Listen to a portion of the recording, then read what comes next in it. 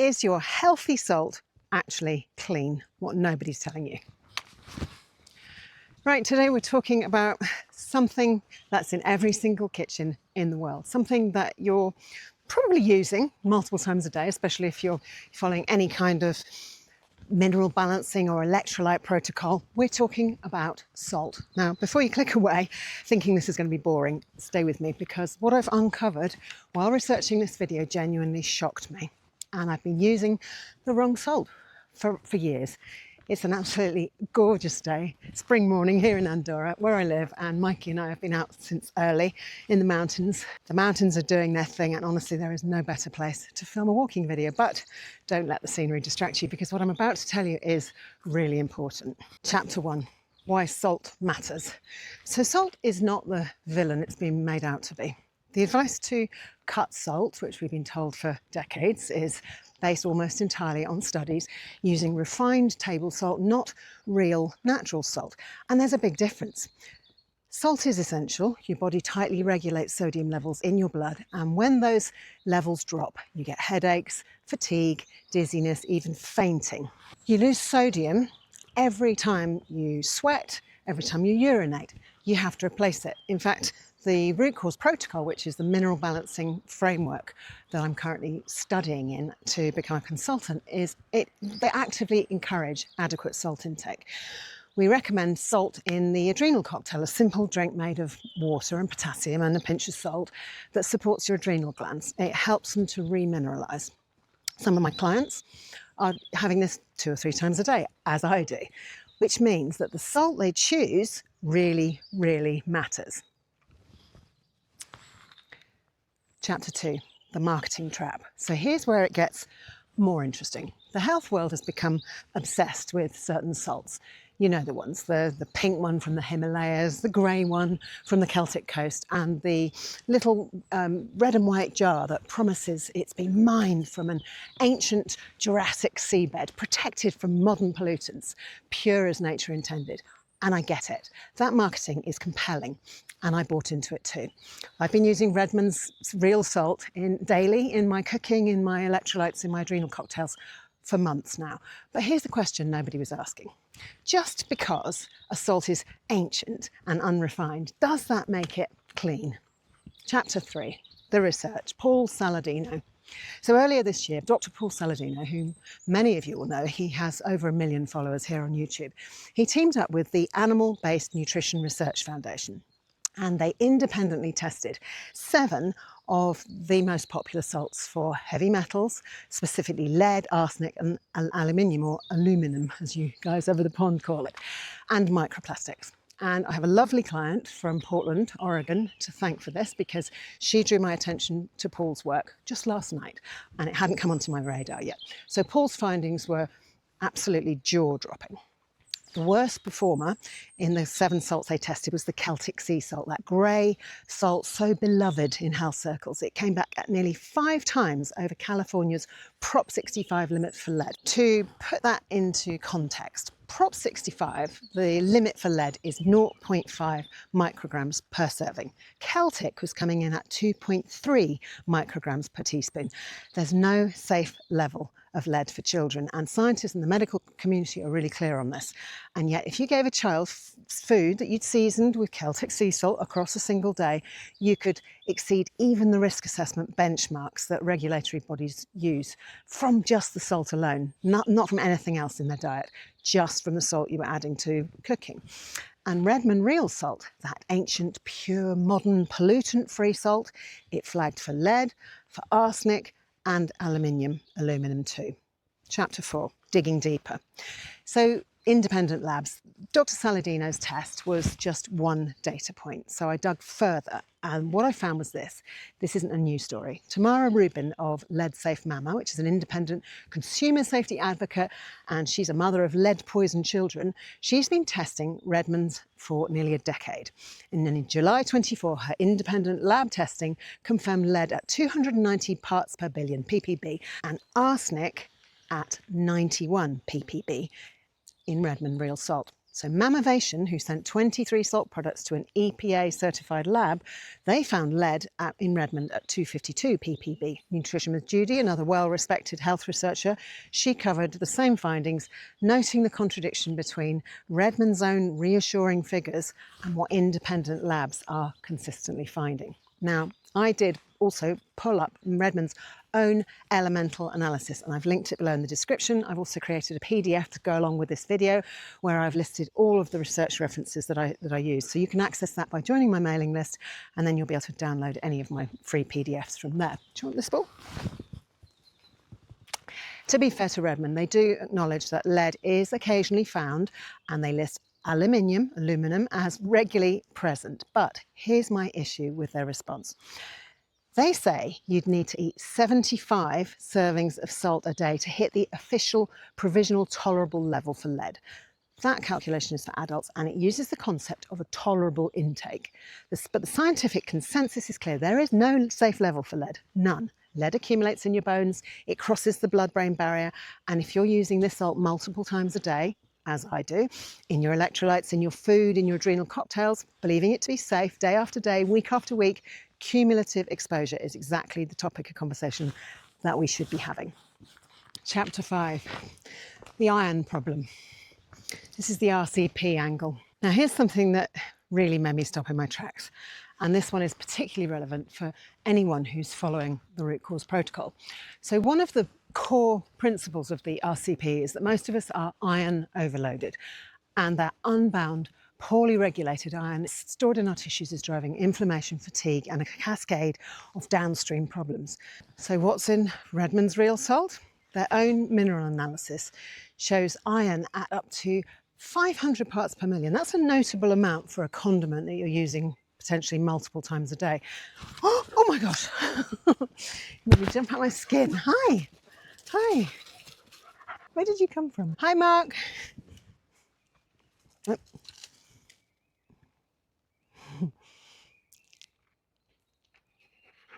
Don't jump up. Don't jump up. Good boy. Good boy. Good boy. Good boy. Hi, Mark. Hey, good boy. Good boy. Oh, good. He made me jump out of my skin. Oh, really?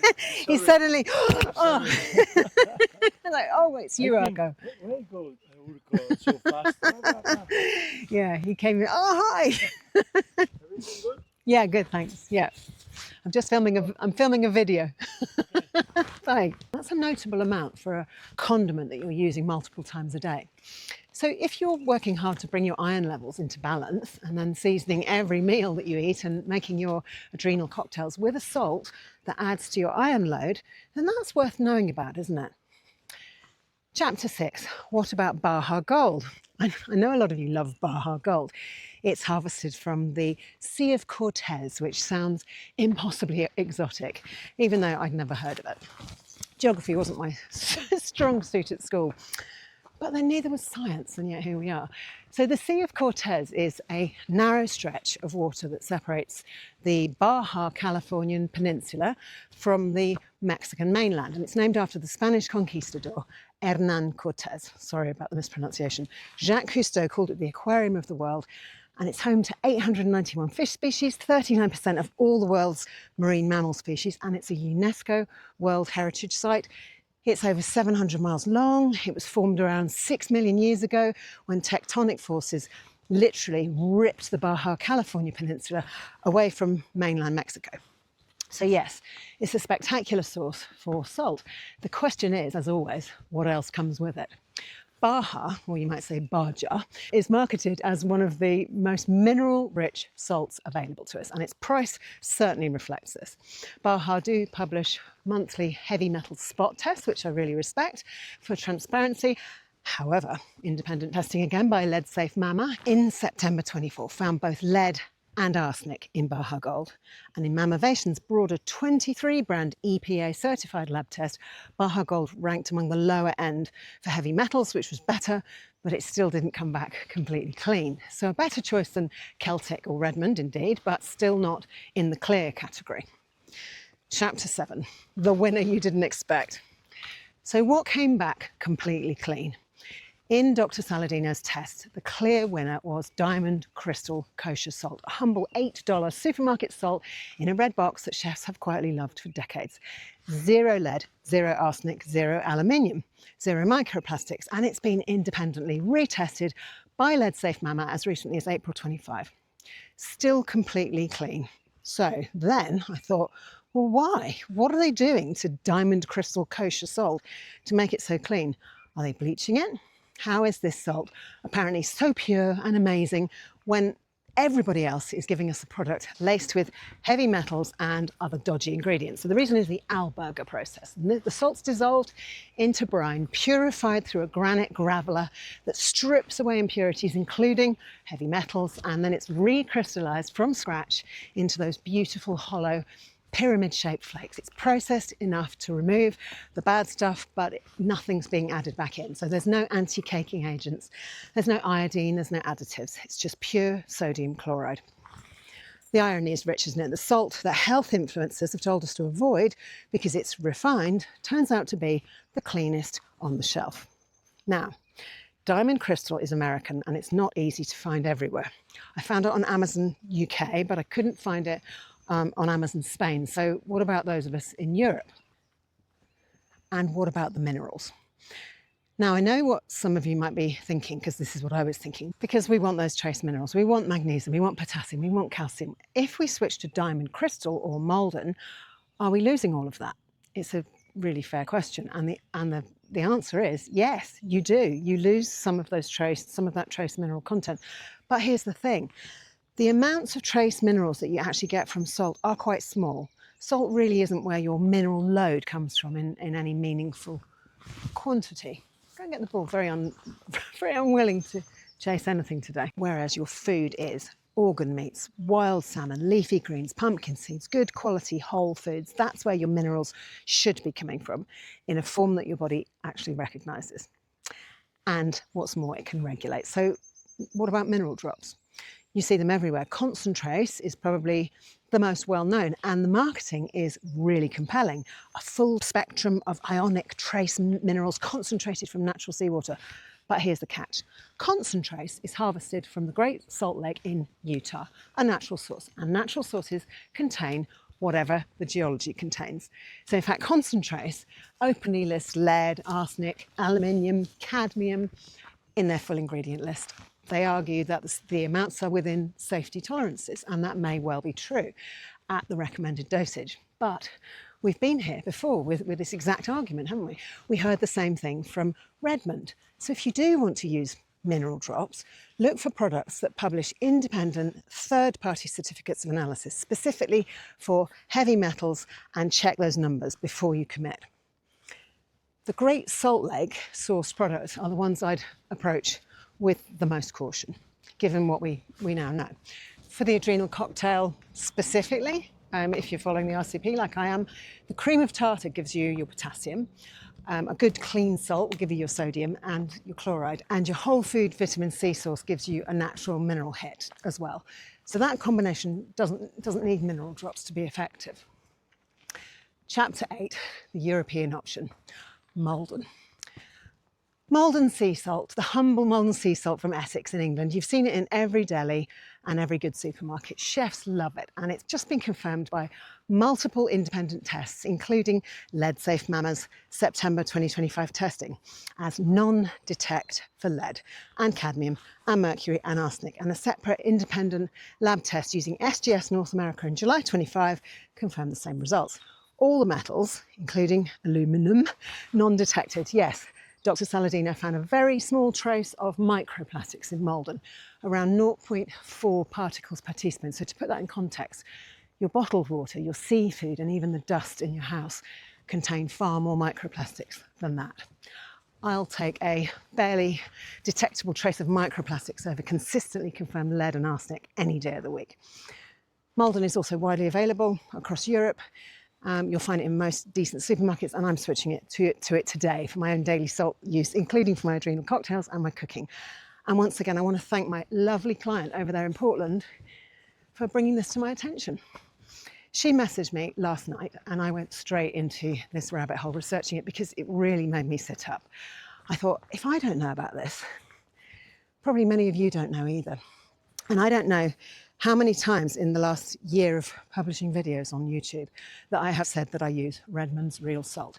It's got to be well over 100. No affiliation, I have no affiliation with the company, but I love the taste and I trust it to be an excellent product. And currently at home in my pantry, I have a £10 bag of it, which I bought at Christmas time, and I was expecting would last me for the next 5 years. So I now might have to use it next winter when the driveway gets icy. Chapter 9, the HTMA Connection case studies. Now here's something I want you to really sit with. A few months ago, I was listening to a case study within the root cause protocol training. An Australian woman who is in training, as I am, to become an RCP consultant, just like I am. She was in conversation with Morley Robbins. She was baffled. Her hair tissue mineral analysis, which is one of the most powerful tools we have, testing our hair for seeing what's actually been accumulating in your body over the past 3 months. Her levels were showing elevated, very elevated lead levels, and she couldn't account for this. She wasn't in an industrial environment, she wasn't exposed to old paint or pipes, she lives on a ranch in the countryside, and she was eating a really clean diet. Now, I don't know for certain what was causing it, I've never spoken to her personally, but I couldn't help thinking, you know, with all of this that this has thrown up, could it have been her salt? Because if you're using salt multiple times a day and that salt contains consistent levels of arsenic, lead, over months and years, that could absolutely show up in your hair tissue results. And this is exactly why hair tissue mineral analysis, or HTMA, is such a powerful tool, because it shows us what's been accumulating in our tissues over time, and it shows us what mainstream blood tests simply miss. Lead, aluminium, arsenic, they all show up in a hair test, and it gives us a chance to do something about it. So if this is something you're interested in looking into for yourself, please get in touch with me, because I can organise this test for you wherever you are in the world, and then I will analyse the results with you afterwards. Chapter 10, the Wellness Mama moment. Sites like Wellness Mama, founded by Katie Wells, who has spent thousands of hours researching exactly these kinds of questions, used to recommend Redmond and Himalayan salts. That was the consensus in the natural health world, and I understand why. The marketing's good, the story of an ancient seabed untouched by modern pollution, it's a really compelling one. But the science has moved on, and I feel strongly that the job of anyone in this health and wellness space who actually really cares about your health is to move with it. And when I discover new information like this that refutes what I thought I already knew, I feel it's my moral duty to tell you all about it as soon as possible, which is why this is hot off the press. I only learned about this last night, and as Morley Robbins says, we only know what we know. So when we learn something new, even if it contradicts what we thought we already knew, it's our duty to talk about it, put it out there, share it, get it into the conversation. Chapter 11, practical summary. So here's where we land. Salt is essential. Don't fear it, but choose it wisely. So if you're still on the fence about salt, I highly recommend you read an excellent book called The Salt Fix by Dr. James Di Nicolantonio. It will really open your eyes. The salts with the most consistent independent test results showing heavy metals are the mined and minimally processed ones. That's your Celtic Sea Salt, that was the worst one. Your Redmonds, that wasn't great either. Your Himalayan, the very salts that the health world has been championing. The cleanest options, by comparison, and confirmed in multiple independent test labs, are Diamond, Crystal, Kosher Salt, if you're in the US and you can get it, and Maldon sea salt flakes if you're in Europe or beyond. And if you're on any kind of mineral balancing protocol, or if you're using salt in your electrolyte drinks, in adrenal cocktails, plenty in your cooking every single day, this does matter. Cumulative exposure matters. It's lead stores in your bones for decades. And if you want to see what's actually been going on in your own body, what's been accumulating, get your HTMA done. It's one of the most revealing tests that I know, and it's something that I work through with all my clients. I'll link everything in the description below, including the studies, a link to the PDF where I've put everything, the independent test results are all there, and the resources that I've mentioned today. As always, nourish, don't punish. So before I go, I want to say a proper thank you to Dr. Paul Saladino for putting his salt video out there, because he's the one who set this whole investigation in motion for me. Now, Paul has over 1 million subscribers here on YouTube, so he certainly doesn't need me to amplify his work. But here's the thing, I wasn't one of his subscribers when this came across my radar yesterday, and many of you probably aren't either. Ow, that was a bramble. And we all move in slightly different circles, don't we? Slightly different corners of the health world. And that's exactly why I wanted to bring this to your attention here in our little corner. So thank you, Paul. Credit where credit's due. And I also want to mention that I've put a link at the end of the video to my interview with Morley Robbins, because if what you've heard today about iron and copper and mineral balancing has sparked your curiosity, that's a really good place to go. And Morley's book, Cure Your Fatigue, with the CU in brackets being a nod to copper's chemical symbol, is a genuinely life-changing read. It certainly was for me. So I'll link that in the description as well. And if any of this has made you think, I want someone to help me actually get on top of my minerals, my iron, my HTMA, then I do work with people one-to-one, wherever you are in the world. There's a link also in the description to book a free discovery call. It takes you straight to my calendar. Come and have a chat. I'd love to help. Right, Mikey, come on. Let's go and throw out the Redmonds, shall we? Yeah? All right, buddy? Thought so. Cheerio. See you on the next one. Thank you so much for watching. Bye-bye.